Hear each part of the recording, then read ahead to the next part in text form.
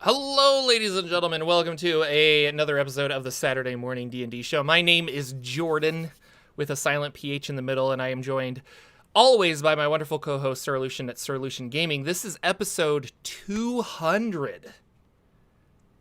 And we should have prepared better. did not prepare anything for you guys, so we're as surprised as you. we are just like, saw it coming. The numbers kept ticking up, and so... we're bad. But we have a lot to talk about. It'll be a fun show. It's just like one of those anniversary shows that I'm like, oh, we should have done something. Yeah, we didn't do anything. That's okay. For those of you who don't know, the show started a long time ago when Lucian said, episodes. "Hey, random guy I don't know on the internet, let's do a show." And I'm like, "Oh, okay." And now the rest is history, and we hang out with each other every weekend. He still calls me random guy though. So yeah, I'm like, yeah, get out of here, random guy. What are you doing? What are you doing in my house again? How did you get over here? Go back to Michigan. I feel like if they've been here for 200 episodes, and the 200th episode is exactly like the other 199 episodes, we're in good company. But if you're brand new to the show, we apologize. We'll be better. Yeah. Well, there are those people that hop on a podcast, so they're just like, what's going on with these chuckleheads? And we're like, hey, we're just hanging out here. Are we going longer than an hour? Probably not, because I have to go pick up the child from his child holding cell. Yeah, had they done a surprise drop of Spelljammer and 3 other books, then your answer would have been yes. Yeah, we probably should. There's been no news and it'll be a normal show. Yeah. So speaking of news and Spelljammer and all that stuff, we did get a new Unearthed Arcana called Heroes of Krynn.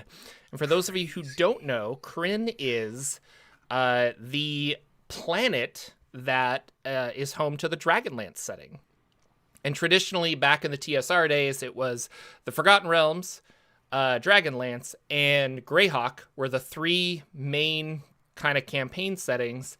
And then stuff like Spelljammer interlocked them through going through spaceships. In this Unearthed Arcana, it explains the Kender, which are...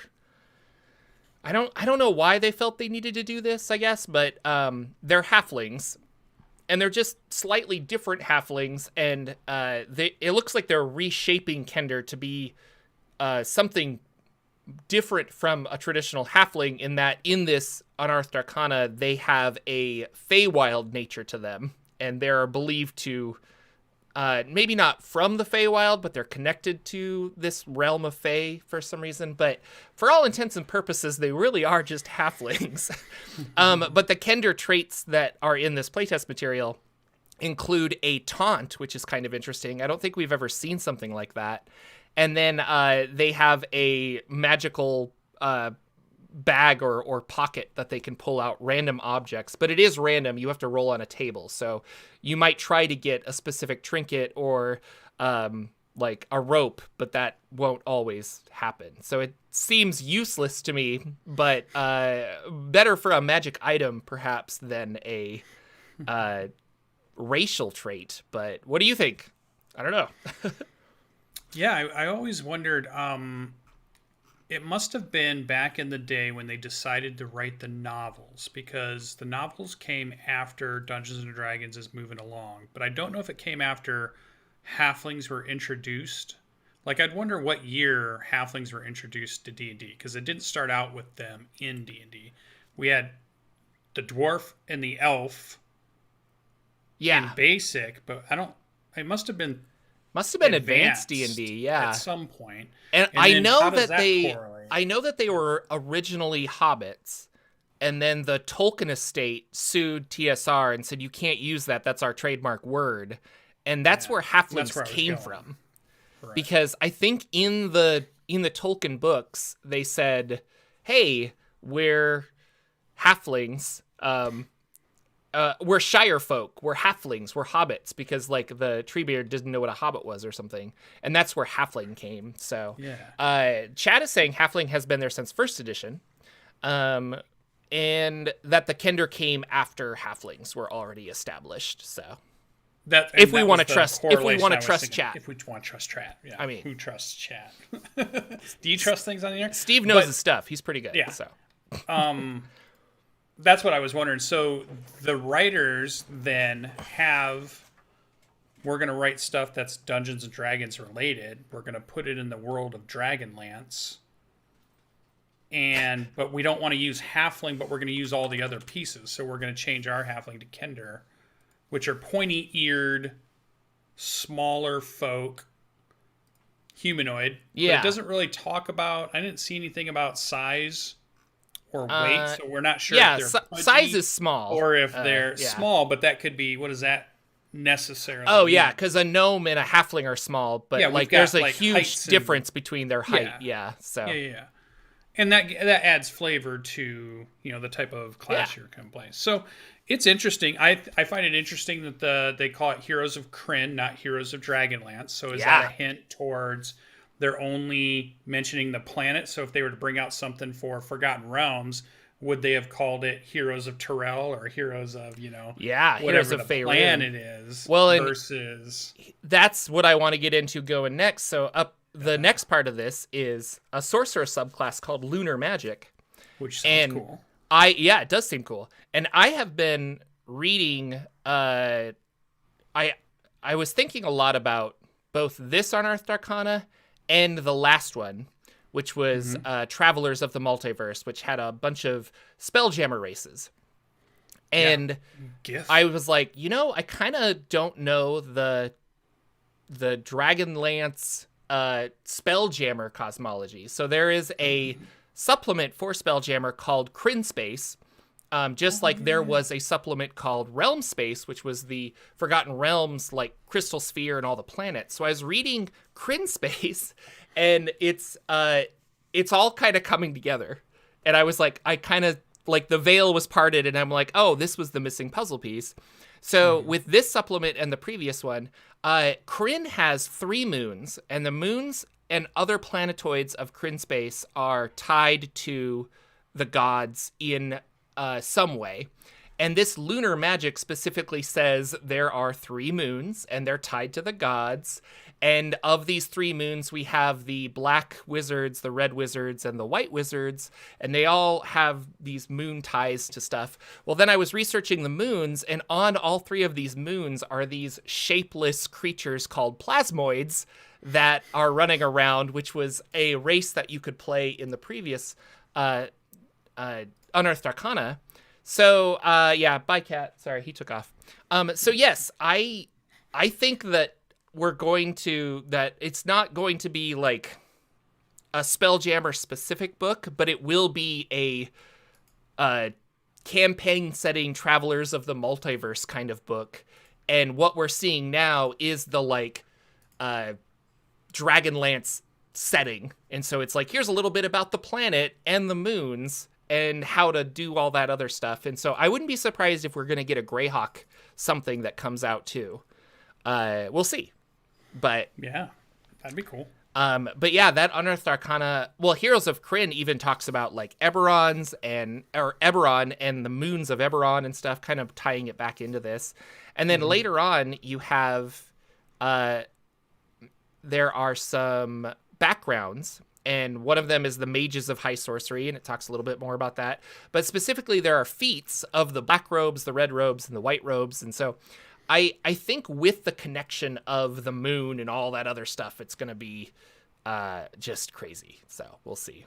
And holy cow, thank you, Steve, for the super chat. That's really nice of you.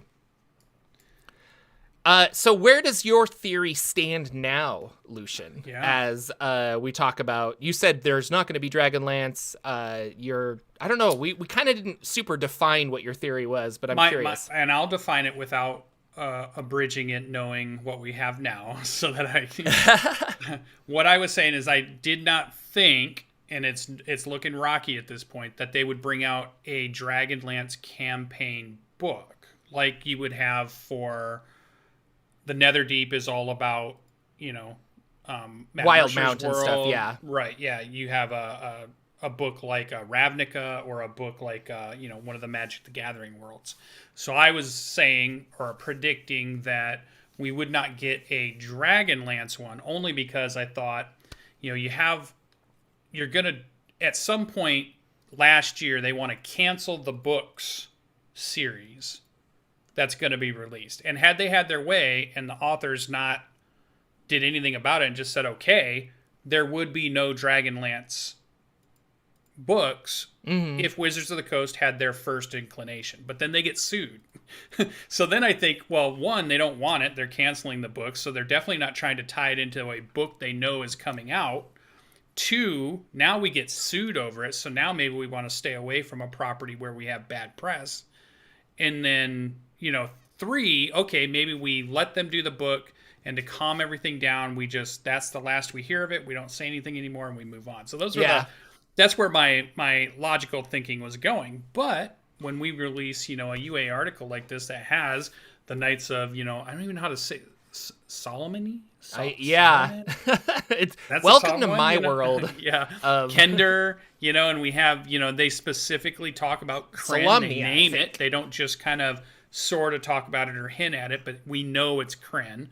They name it in this one. Whereas like the Multiverse one, they didn't name a planet there to give us a hint that this stuff is for this campaign setting. They just gave us, Yeah. So and it's interesting. Yeah. So I think I'm on rocky ground. We could possibly see a Dragonlance campaign book. The book is devoted to playing or running your games in the Dragonlance world on the planet of Krynn or any of the moons. But my one saving grace is I'm hoping, so that I'm not completely wrong, is that it's only going to be a portion of a book that has maybe other worlds in it or is trying to show us how to do multiple world campaigns and how to bring in, maybe they're going to do a book that talks about maybe you want to have all of this stuff accessible in your campaign.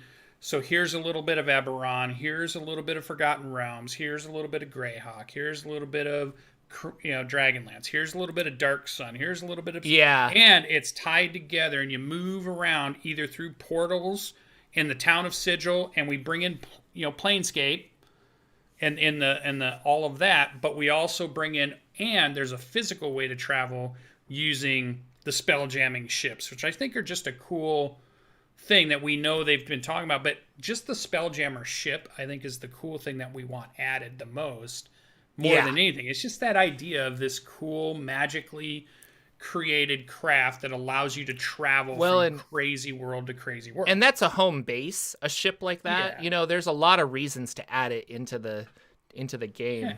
Yeah. I agree. I think, especially with all of the talk of moons in this and stuff, I think the Spelljammer ship will be key. And then the Travelers of the Multiverse, the Plasmoids was the one that just tied it all together for me, where I'm like, I've never heard of that before. And then I was reading specifically Dragonlance moons.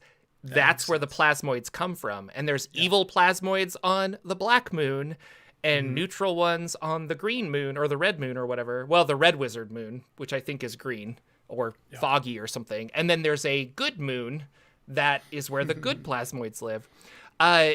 Note, though, Plasmoids have not been a playable race that I could find in Spelljammer, but I think the fact that we're like, it's not just it had a source, I guess is what I'm trying to say. And same with the Thri-Kreen. Thri-Kreen are the insect creatures that are from traditionally Dark Sun, but they made their way into Spelljammer because Spelljammer, like, it's a good monster to have in Spelljammer. It's a good race to have in Spelljammer. I'm really curious. Does Chat know the name of the planet for Dark Sun?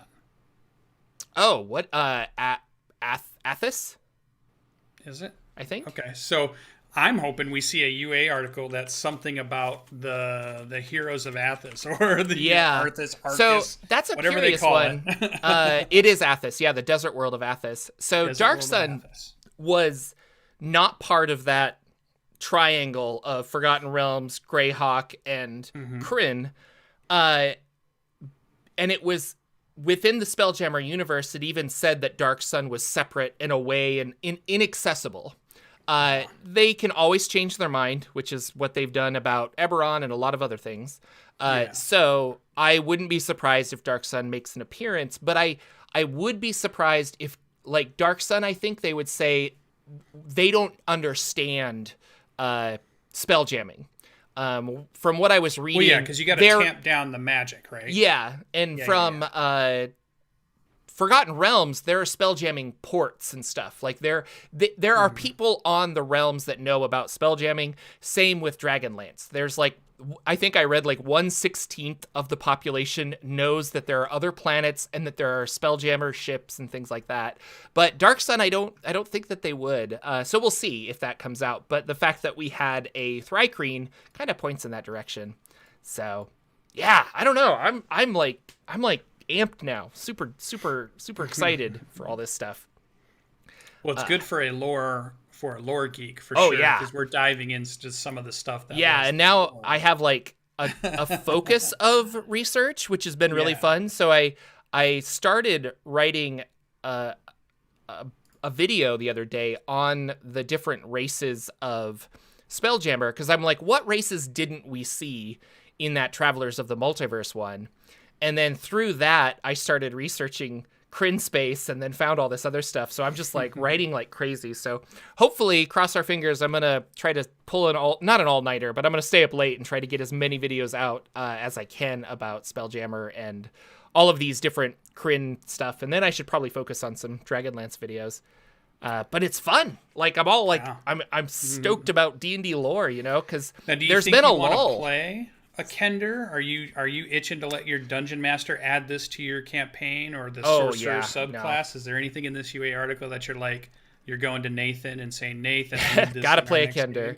No, and that's the thing. I didn't like the Kender. It didn't impress me as a UA itself. Yeah. What it was about and what it implies for the future, I think, is the more exciting thing, or the thing that more people are talking about. But the actual content of it, I was like, the lunar magic is kind of fun, and I would almost like to play a shifter from Eberron, the like half werewolf.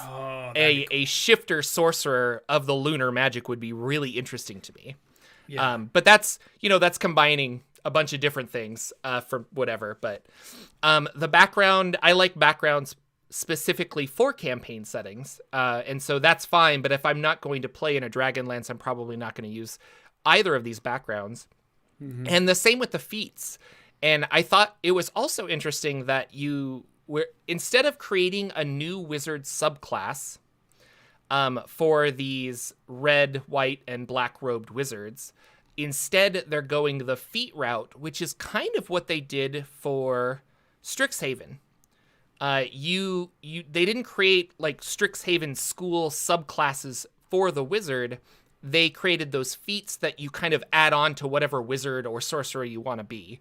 And so this is the same thing. So I could be a paladin of like an Oath Quest paladin, but I'm also part of the Black Robes because I took this feat, and now that feat grants me extra spells. So I like that. I think that's kind of cool that you can augment yourself with these feats, which is what feats really are supposed to do, right? Like you kind of push your character into a specific design choice, but not so much that you're like, oh, I'm a College of Whispers bard, you know? Like you're just kind of like, I'm a bard, but I also part of this thing, which is why I have that. Which was kind of the point with, I think they were experimenting with this with Eberron and the dragon-marked races. And I look back on that and I'm like, I really feel like I should have been not a dragon-marked dwarf, like as a separate race, but I should be a dwarf that's allowed to take this feat that gives me dragon mark abilities, you know? And so it's one of those things where looking back on the design process, you can see that they're learning and they're figuring out like, oh, this is kind of what we need to be doing. So, yeah. Yeah, and kind of filled a little bit with random charts or random effects, like you were saying, I'm just going to pull something randomly out of a bag kind of thing, and then the feels like it should be a magic item, not a kind of things. Yeah. So they are definitely probably, for somebody who's ready to role play into that and really wants to get into, just having fun with that as part of their character, But I don't see like the min maxers, Oh yeah. scrolling through this and finding ways to use it, or it being something so popular that there's a million of them out there. So The Kender's speed is 30 for a small creature, and that's kind of part of the design choice that I think all races, all playable races, are going to have that same speed of 30. That I think that makes sense. It does make sense from a design standpoint, but I don't know. I like that there are things that are different. Like, I don't know. Like, it would be fun if the plasmoid is like, I can climb and I can stick to walls or something, but my movement is 15 feet. Like, I like stuff like that. If it has a mechanical aspect to it, then it's fun to incorporate that into roleplay somehow. And I just love that kind of idea. Like, well, we have to figure out, he's going to ride on a tensor's floating disk forever because he's too slow or something. Like, I like that idea, but yeah. There was one piece in here that I thought that I really liked that I was probably going to steal. It was talking about the manifestations of lunar magic, and there's like a D4 table you could roll. Yeah. That says, you could glow with a faint light that matches the moon from your world, so you have that a little bit of a moon glow around you. I thought that was kind of... In my Dungeons of the Mad Mage game, I'm playing my Aarakocra, which is kind of worshipping a moon god. I use Khonshu just because I'm just doing that whole thing, and my DM allows me to do it. Khonshu doesn't exactly exist in Forgotten Realms, but we're going with it. But it is a moon theme, a very, character. And the one I liked in here a lot was your pupils shift in the shape to match the moon cycle. So it goes from being, crescent moons to half moon irises. Yeah. I think that's what my character should have. That's really fun. So that's a really cool thing. I like those little things that they add in, little pieces you might have missed. Somebody brings up the magic item, the Cloak of Many Things. Yeah. It's kind of... One thing I will say out there, though, is we have had UA articles, and I would say in the more recent time, almost all of them have made it into a book. But it wasn't that long ago that we would get UA articles that didn't make it into books. And I remember one that was like they did a Greyhawk Initiative UA article at one point back with Mike Merles and that, but that never turned into all of a sudden we had a Greyhawk book, or all of a sudden we had a thing like that. Well, and there was a magic for technological hacking. Yeah. Like, I remember there was like the Warlock of the Machine or something, and you could like have like tech spells. So you're right. They do. Back in the day, they released a lot more. But I think the Warforged was like that. Like, they kind of released the Warforged and then sat on it for a long time, and then they made that thing. I don't know. It was the DMsGuild Warforged supplement. I can't remember what it was called specifically, but it does feel like the things they're testing now are things they know are going to be in a book. Correct. Which I think would make sense. I think in the past they used UA to try things out, and they didn't know if it was going to be in a book or not. They just let's put an article out, let's see how it goes before we've decided even what book it might go in or how we might do it. But now it feels like maybe it's a little more structured, and maybe they are using this to, somebody had the meeting and said, instead of doing random stuff, why don't we test things that we know are coming out in a year? Or why don't we test a couple of things we know that comes out in 2 years? And we know they work on a very long cycle. So, and they have a playtest team, I'm sure. But this is which I'd love to get on. Yeah. But this is one of those things that these are more towards the end of development. And I think, things have been tweaked every so often, but specifically what I'm thinking of is there was the Valentine's Day, like, love cleric that got drastically changed to something else. And the Strixhaven magical subclasses got drastically changed. So right now they're not looking for playtesting as much as I think they're looking for how does the audience feel about this kind of a thing. Well, even Artificer, remember the original UA of Artificer, and what we thought we were getting was not exactly what we got. And then it was drastically changed for Trashes as well. It was very different, in fact. So who knows? We'll see. I think it's cool. I know there is an audience for Dragonlance, so I'm sure they are super happy and super ecstatic. I wouldn't want to throw water on their parade or anything. I'm happy for them. If this was the campaign world book you've been waiting for, and hopefully this is your lifeline that you might get it. Yeah. It wasn't necessarily the one I'm still looking for. Another UA article on more spell jamming would be awesome, or there's some other things. Well, and I'm that still would, waiting to see the new worlds that they. And that would be the.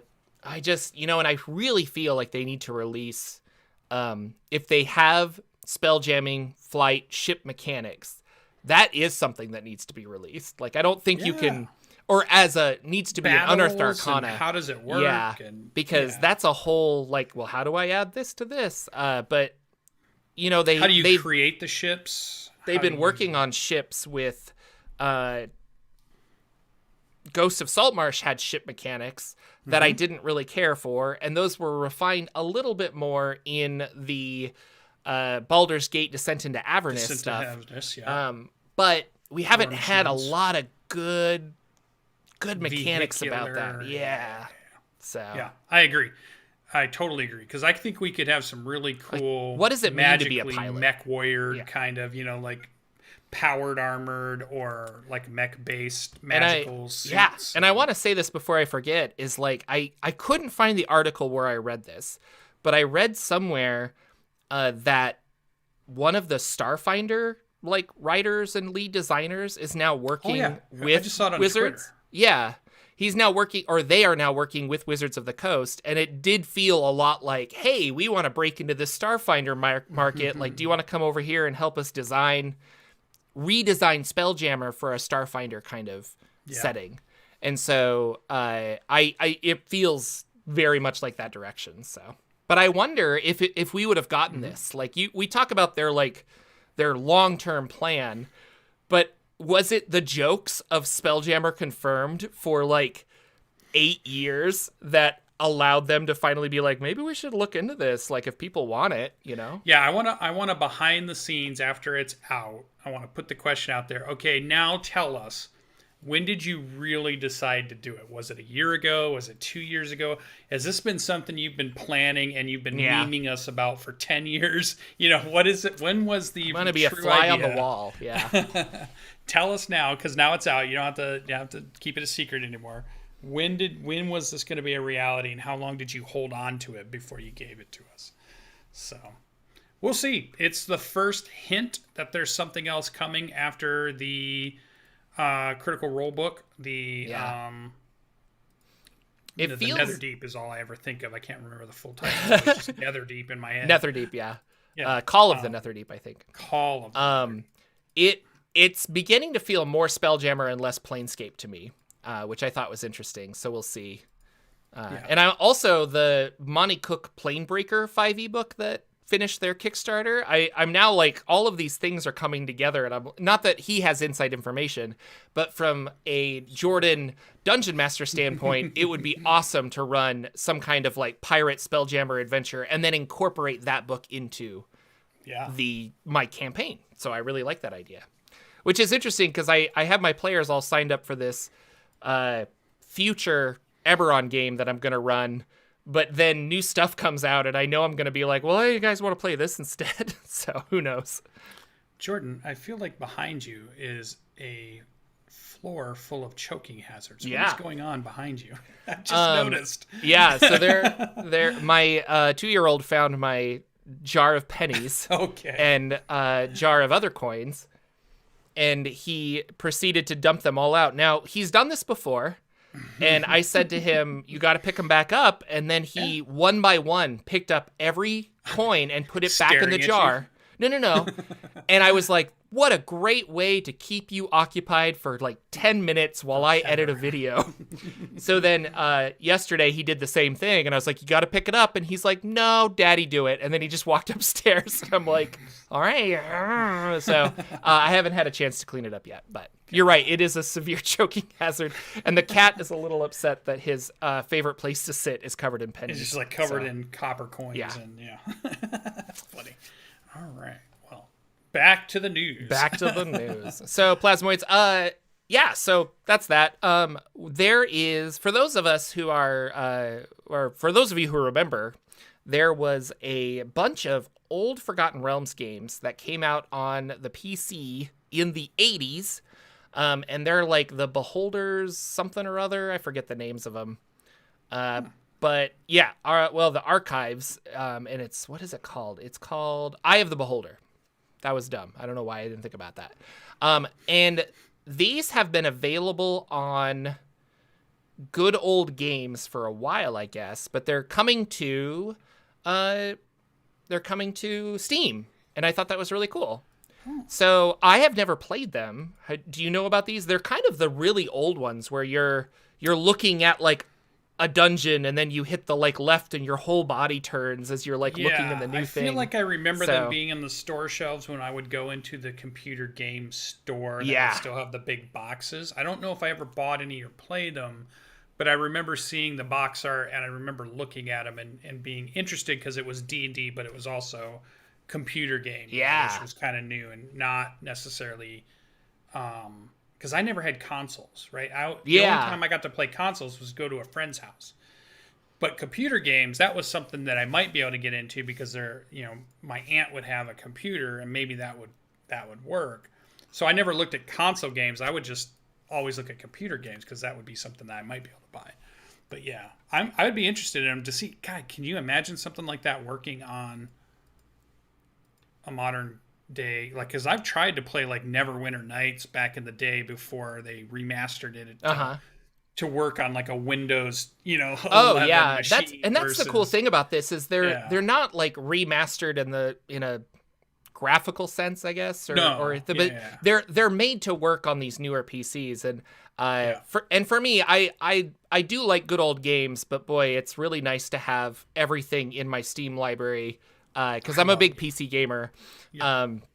So to pick these up would be really cool, but it's not just the Forgotten Realms. Like if you look at the article that I linked down in the description, there's the Forgotten Realms collection 1, 2, and 3, which has a whole bunch of stuff. Specifically in collection 3, there's a Menzo Berenzin adventure.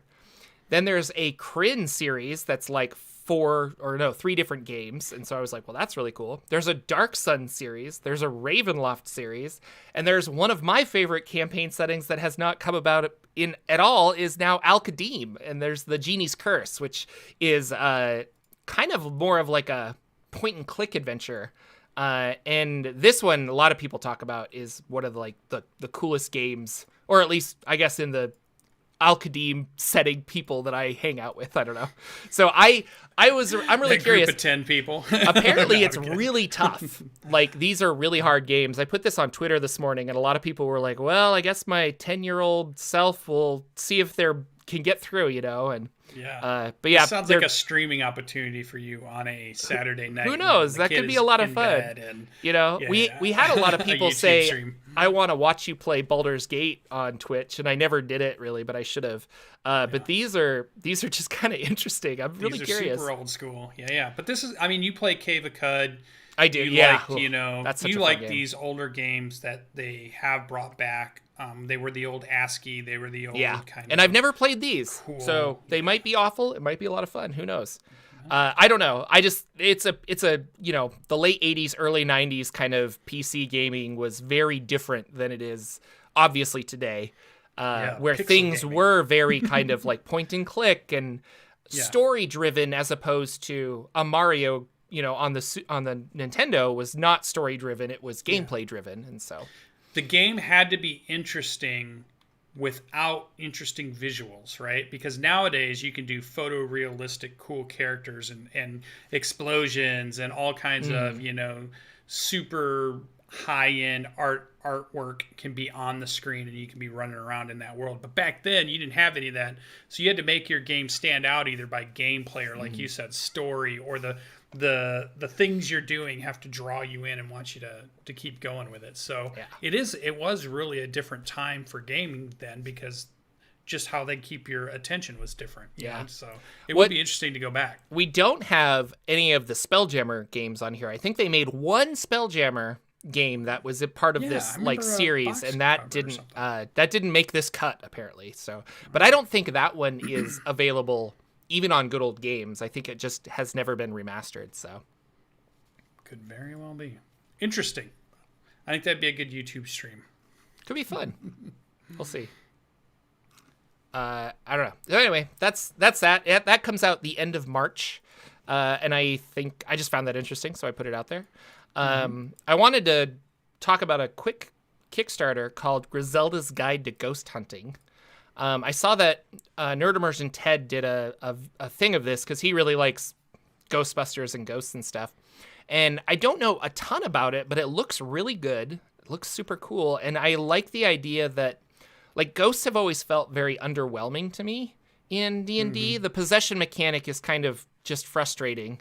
But overall, it's like everybody has a magic item. We can all attack ghosts, like da-da-da-da-da. And so I thought this was kind of a fun way to make ghosts scary again. And I would like to use some of this in a Ravenloft kind of adventure. I think that would be a lot of fun. But it's, again, this point of pushing D&D into, I want to use these mechanics, but a very specific way. So I'm going to limit certain things and make other things more difficult for the sake of the story, you know?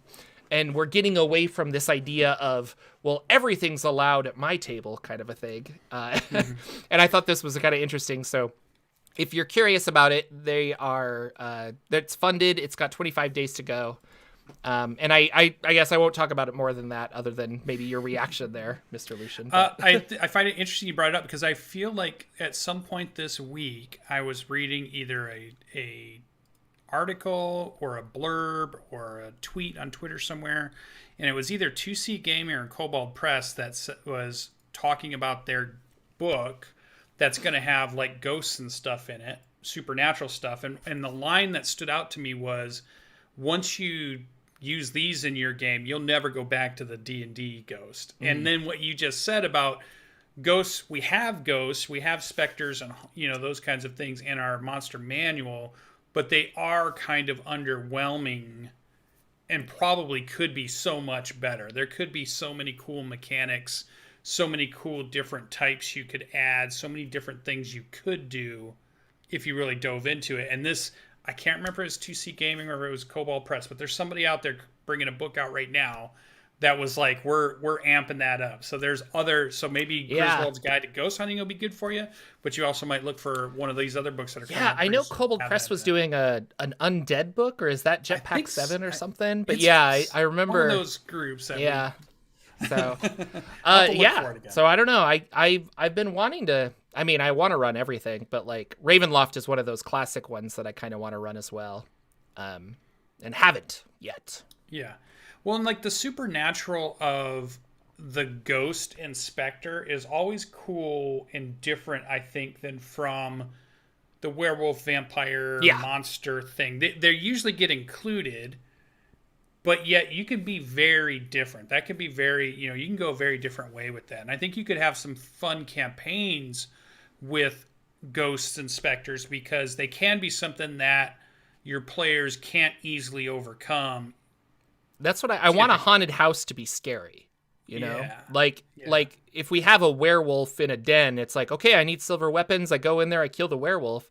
Yeah. And it's got hit points. We'll figure it out. And with ghosts, it feels the same way. And maybe that's it. Maybe ghosts don't need hit points. Maybe we need to get rid of that or something because your it's sword like doesn't do nothing. It's like, oh, I've got a magic weapon. Let's go into the haunted house. I'm not scared. Like, I don't know. And so, or ghosts need to be able to control the environment more. Like, what makes a haunted house haunted? You know? So I like the idea that ghosts you have to deal with indirectly. You can't deal with them directly. It's not a punch them in the face. That would be good. Encounter. It has to be, you have to figure out what other thing it is that's going to affect and shut it down versus I just, like you said, pull out my magic weapon or I'll cast fireball and the ghost will go away. And you'll be like, nope, you lit the room on fire, but the ghost is still there. Throwing chairs at you, or every time it hits you, you know, your hair starts to go white or what, you know. I always thought a ghost should be you know, the non-corporeal, very hard to deal with kind of thing. Well, in order to deal with a ghost, we need to figure out, well, why are you still here? Like, it's a puzzle more than it's an encounter, if that makes sense. Yeah, I like that. Because I remember throwing a ghost at my players, and my wife was just like, well, like, can I hit it with a sword? Like in her mind, it's like, I shouldn't be able to do that to a ghost.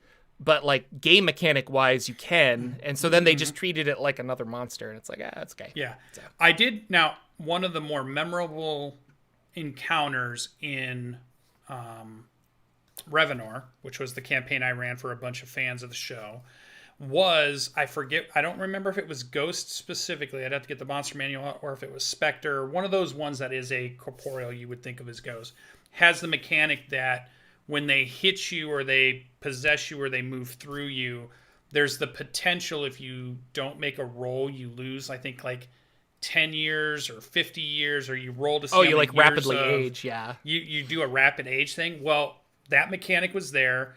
I did it to one of our characters, and he rolled like the highest you could possibly go. So it was like almost like 50 years went by.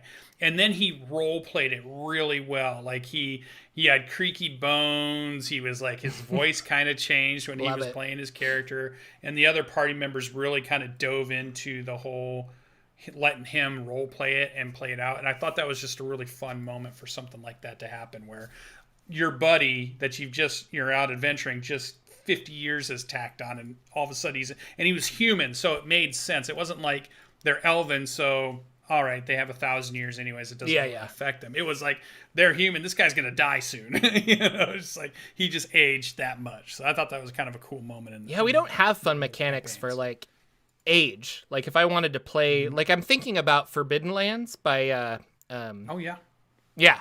So in Forbidden Lands, Free League, thank you. You can select, if you select an older character, you get more like expertise kind of stuff, but you're not as good at certain physical things. But if you choose a younger character, you have like the potential, but not the expertise.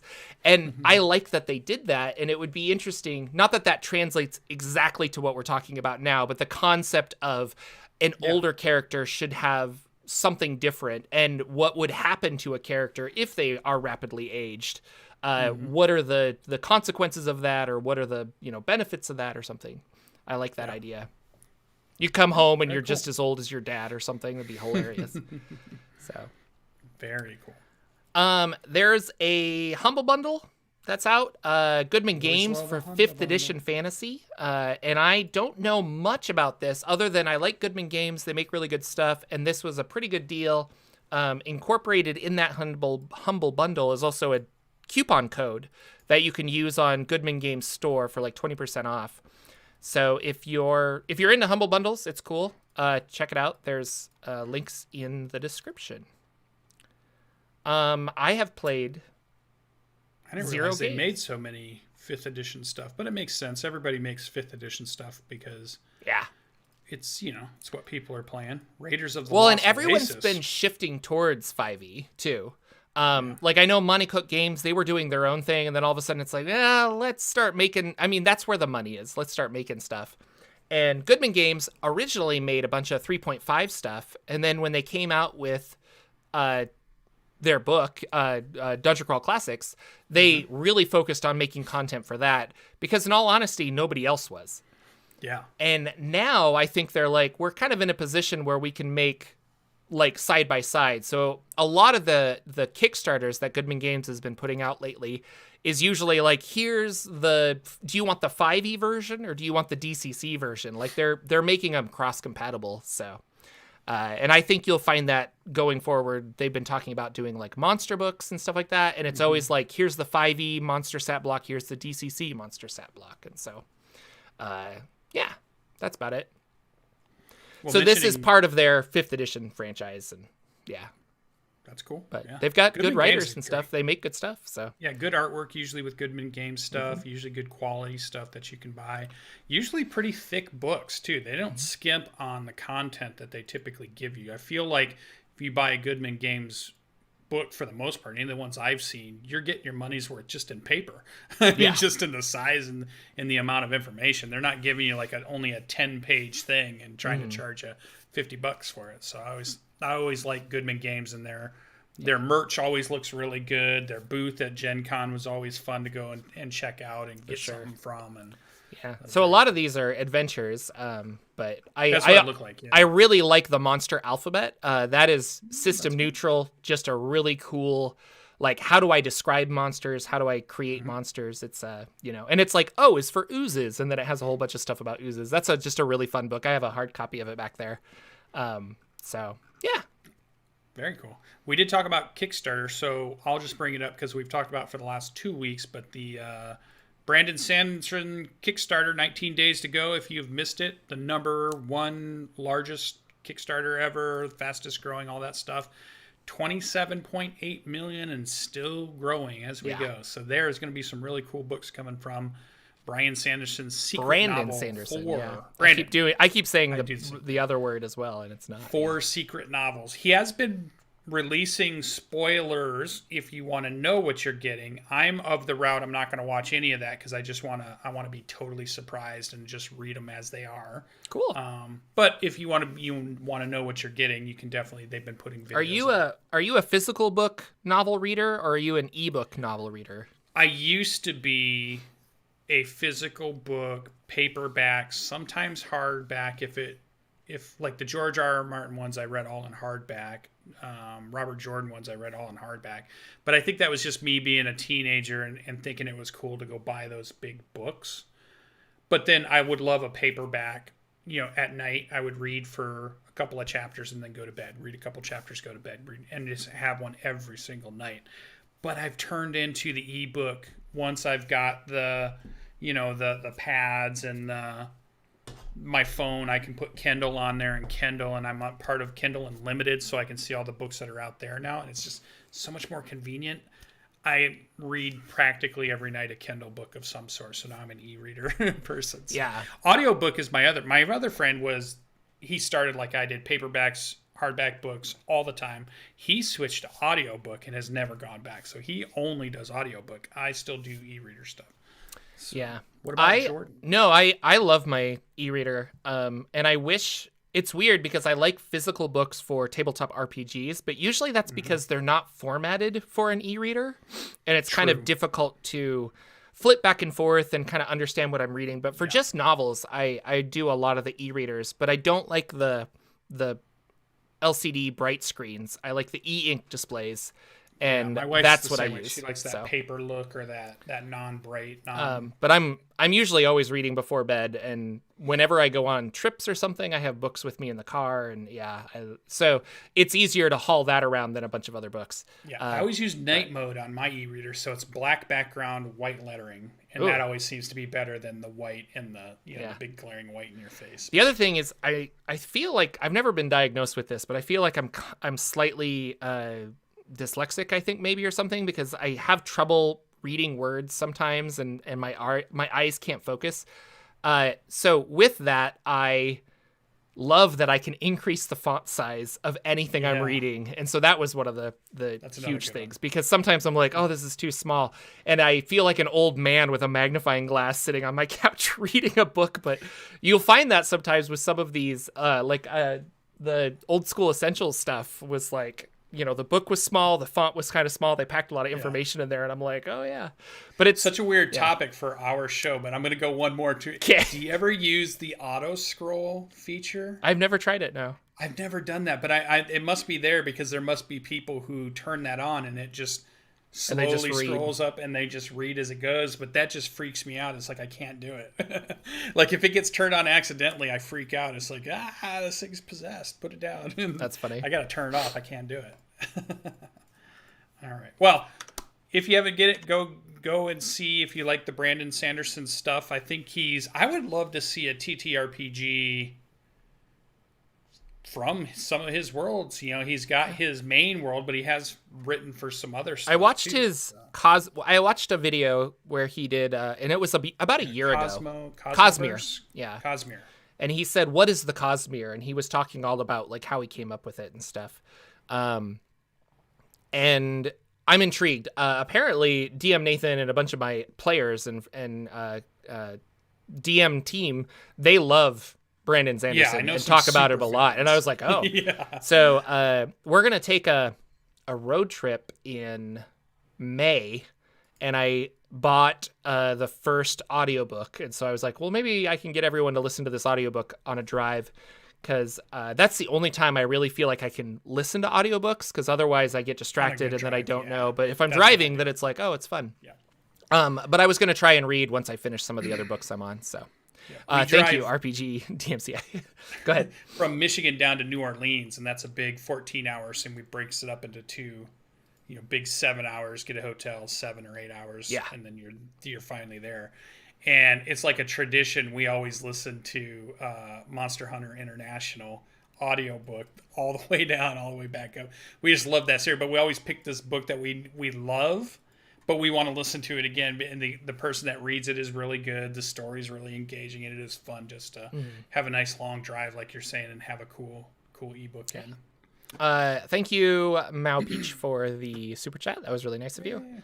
Lucian, I haven't played any games because I'm actually playing today. Lex is running a game for me, but that's an every 2-week game, so that's why I didn't play last week.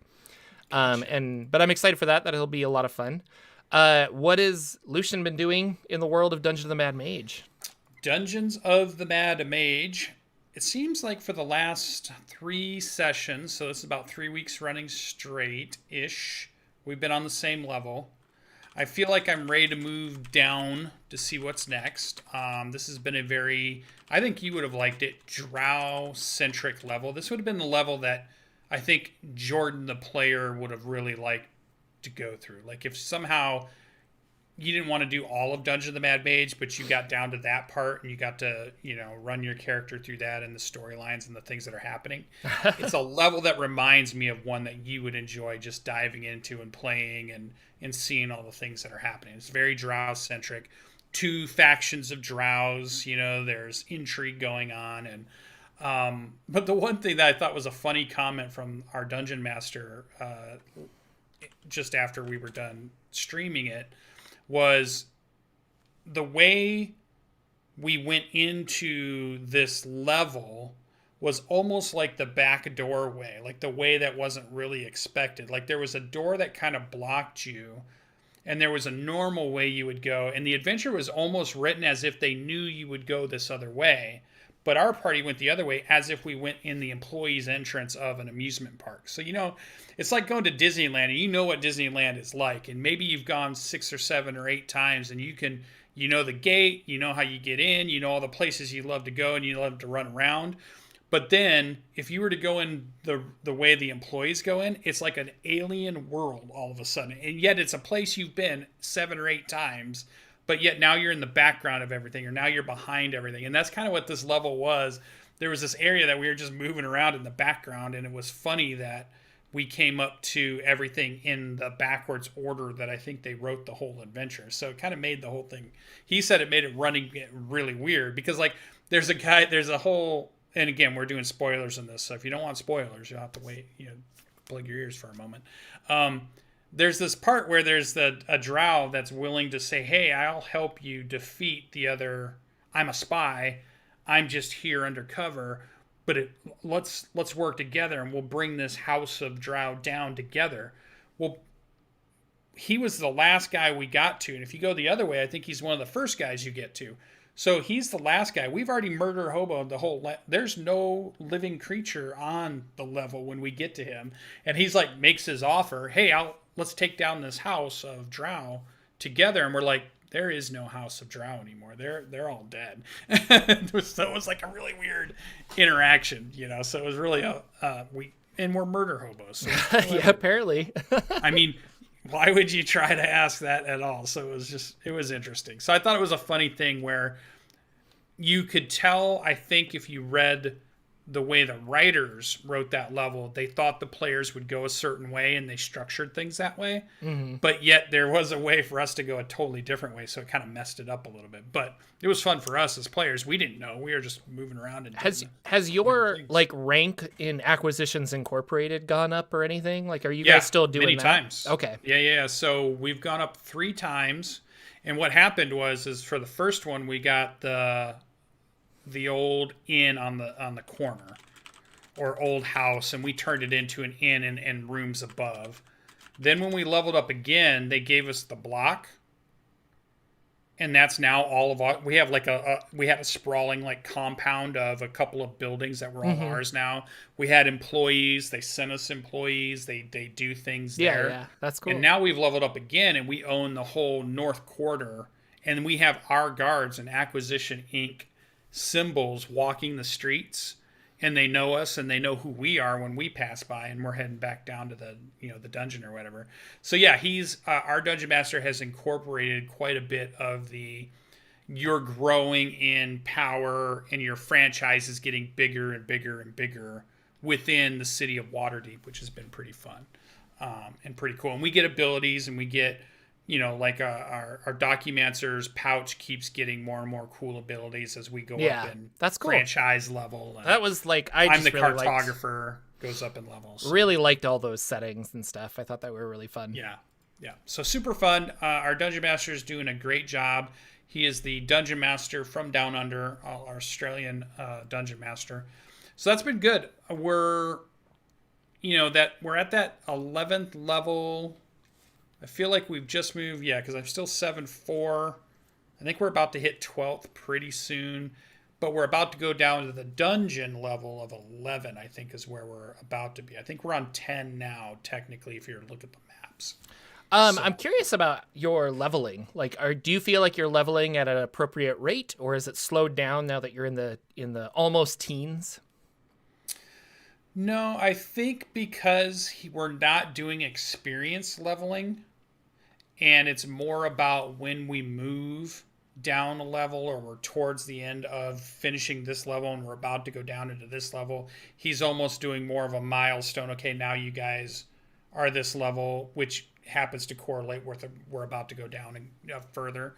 So I think that's worked out. And so in our mindset, it's like we just realize we have to get through this level before we're going to see the other one. And if we dilly-dally, that's going to be 3, 4, 5 sessions. If we really hammer through some stuff, that could be shorter, but it's really on us. I think if we were doing the XP, it'd go that slower. Exploration could also net you gold and items and things like that. Yeah. I was toying around. I really liked the idea of, and I don't know why I've never thought of this, but Matt Colville did some video where he said, just tell your players, when you get the Staff of Ra from this guy, you will level up. This level. And then they will be like, oh, well, now I know exactly where to go. I know what use that as an incentive.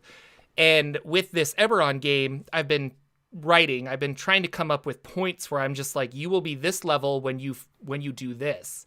And I want to tell my players up front about that. Like, no, if you want to get to next level, the minute you accomplish this, you guys will be level 5. How you're going to accomplish that is up to you. But that's what's going to happen. That's the next tier of the game, is when you accomplish this. Being that my players are so focused on levels and getting more powerful, I think this will be a very good incentive. And I'm curious how it'll work. And I'm surprised that I've never used it before, So. Yep. Well, one thing that's happening in Dungeon the Mad Mage, talking about incentive and for your party, one thing that our Dungeon Master has done to try to help us experience the whole Dungeon the Mad Mage and not just try to speed run it, right? Has been our mission that was given to us from Acquisitions Incorporated headquarters was to map the levels of the dungeon. And we can get penalties if we don't map the entire level. So we can't just do half of it and say, forget it. We're going to move forward. It was like, so we are focused on a goal. The goal is to create maps for our headquarters. The map, when it gets to 90%, gives off a ding, letting us know that we have mapped enough. If we want to do the full 100, we can, or we can move on if we want. And if we do too many rests, if we go back to town too often, there's a penalty too. So it's in a way to make sure that we're not going up and down too often. It's in a way to make sure we're really trying to explore the majority of the levels without bypassing too much. And I think it's been a good mix of reasons for our characters doing what they're doing, but also making them really at least live in that space for a little while before we move on. So it was cool. It was a good idea. Yeah, no, I love it. That's really cool. We will be back next week, I guess. We'll talk about stuff. Do you think there'll be a book release or a book announcement between now and next weekend? Well, let's look at our notes because it's March 15th the book is out. I think so, yeah. Is that what we were saying? For Call of we the have it in our Netherdeep. notes. Call of the Netherdeep, yeah, because we were saying it was 10 days away last week. So that's next week. We'd be able to pick up Call of the Netherdeep. So they have to put an announcement out for something next, right? I mean, we can't go through the rest of March not knowing what the next book is. So I'm imagining we get last week of March. I think we get something. That's my guess. Last week of March. We got to know. They got to tell us when, if they're going to do Essentials a D&D kit live. still has to be announced officially, you know. Yeah, and a box set has to be announced. So they have Are they all gonna of do these live? things. Things are coming out. So okay, cool. Well, I'm curious about what's going to happen. Less curious about Critical Role, sadly, but more curious about other stuff. All right, we'll say just as a quick note, the Paizo stuff, for those of you that are Starfinder, Pathfinder, this month was kind of adventures, and there was some stuff you could pick up, but I think it's next month that you're more excited about because they've got some books coming out that look really good. So the April releases look good. We'll talk. Keep your eyes out. That is our show, ladies and gentlemen. Thank you so much for hanging out with us on this wonderful Saturday morning. Next week will be a special episode of number 201 to celebrate 201 episodes, apparently. But yeah, thank you guys for the super chats, and thank you so much for chatting with us and hanging out this morning. We'll be back next week with another episode of the Saturday Morning D&D Show. Take care. Take care. Bye.